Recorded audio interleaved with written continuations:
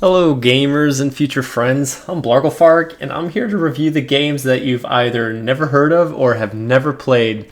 On today's list, I will be reviewing the game Doomblade.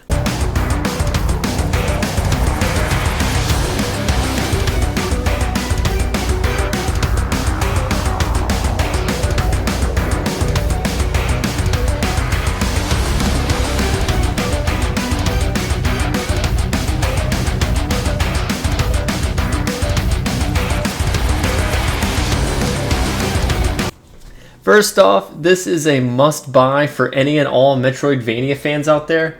Doomblade is a 2D platformer unlike any other that I have played. Doomblade is separated from all other Metroidvanias that I have played, whether it be graphics, character upgrades, boss fights, but especially the combat. Combat in this game, when I was first introduced to it, it was very unique. So unique that I was saying to myself, it's just a huge risk. It's easy for a developer, I assume, I'm no developer, but I would think it's easy for a developer when developing a game to, at some point or another, say, let's just do it as we've always done it in the past. The players like it, it works, and we already have a start.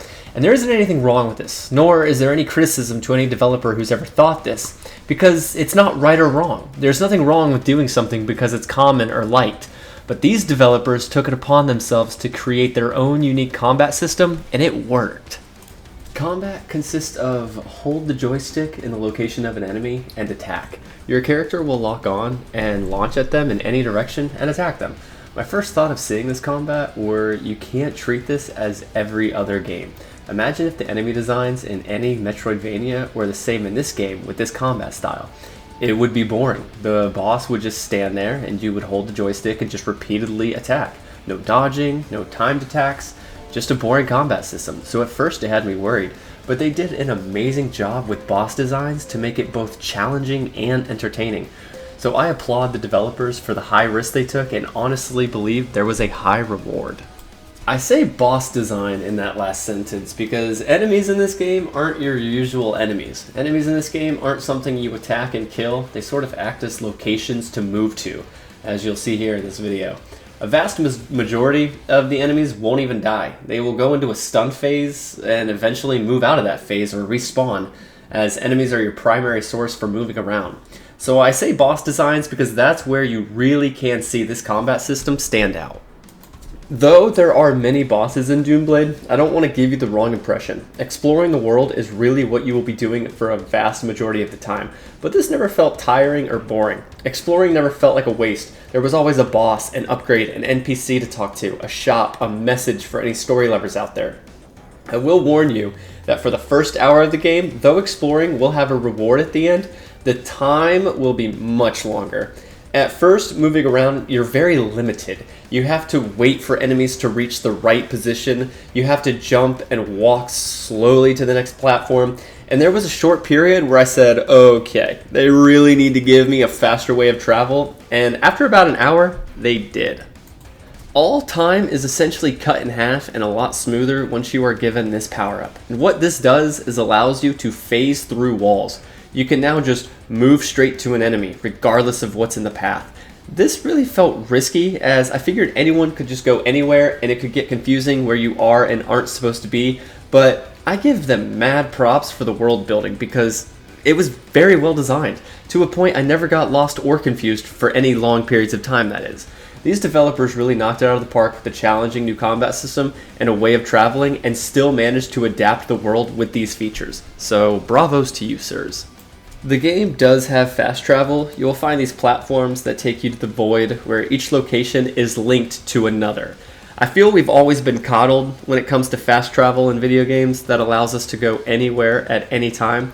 I felt this game had a good middle ground. The fast travel will only ever be linked to 2 or 3 locations at most, not all, which I never had a problem with, as these 2 or 3 locations I could go to anywhere that was at least relatively close to where I wanted to go. And after about 4 hours, I am about 40% the way done with this game. I was 25% done at 3 hours, so the percentage is moving a lot quicker with the more power-ups you get. So if I were to guess, I'd say it's probably an 8-hour game, with there never being a boring moment. So in the end, I say again, this is a must-buy for any Metroidvania fans out there. It's an extremely new concept, and yeah, there are always a few loose ends to tie in, but they really did an amazing job. Okay, so my review for this game ends here, as I wanted the review to only shed light on the good, as I highly recommend this game. The rest of the video will be what pissed me off throughout, and you're probably wondering, if there are things that pissed you off, why not review them in the game and tell us why it's bad? And my answer to that is because 100% of the things I hated were either soon corrected with the power-up or by my own stupidity. So it feels unfair to criticize a game due to my own carelessness. So I will share what pissed me off and let you decide if it was a game's fault or mine, but I believe it was mine.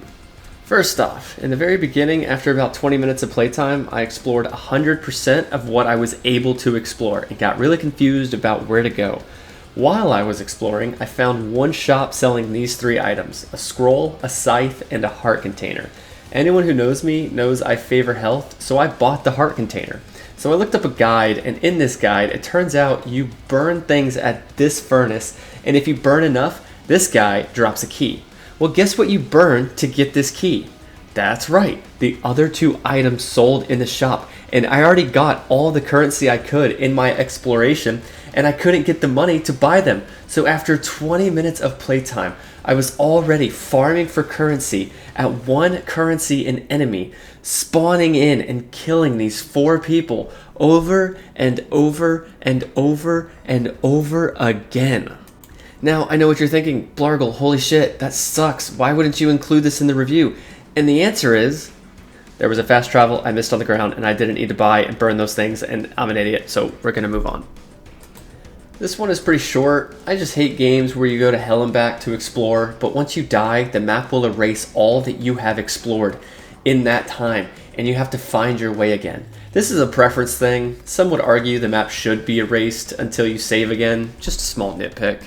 Third, some of these enemy designs are complete bullshit. Take this one for example. What the fuck were these developers smoking when they designed these? Okay, so these bad guys spawn in, right? And I immediately start attacking them. Once hit, they will disappear and launch these green orbs at you, right? So I dodge and attack, and I dodge and attack, and I repeat until I eventually die, and die, and die, and die. Over and over and over again. Finally, after so many deaths, I said, fuck it, screw these guys, I'm just not gonna attack, I am fed up. And would you believe it? These and only these enemies, you have to wait until they do a specific attack to attack them and kill them. If you attack them before they do this attack, it interrupts them and they teleport. So for the last 20 deaths, I was just in an unwinnable situation. I was so pissed off. What enemy makes you wait without some indication of metaphorically showing a shield being lowered? Seriously, screw these guys. The last nitpick, so at this location, you see there is an enemy to attack and phase past this wall. So I didn't have this yet, so I knew I needed something to get past this point. So I waited and eventually got the phase through wall upgrade, right? And said to myself, sweet, I know exactly where to go. No delays, no time wasted, let's get back to that wall so I can get past it, right? So I phased past the wall, and immediately the next thing past the phased wall, there is another delay due to not having the next upgrade. What was the point of the phase shift? It's like if there are 4 walls and you need a key, you need a different key for each wall. Why not skip the trouble of the first 3 keys and just let me know immediately that I will have to wait until I get the 4th key? And again, there isn't anything wrong with this. Just got me annoyed when it happened. So that does it, ladies and gentlemen. I hope you all have a fun and amazing day. Feel free to hit me up if anyone wants to play a game.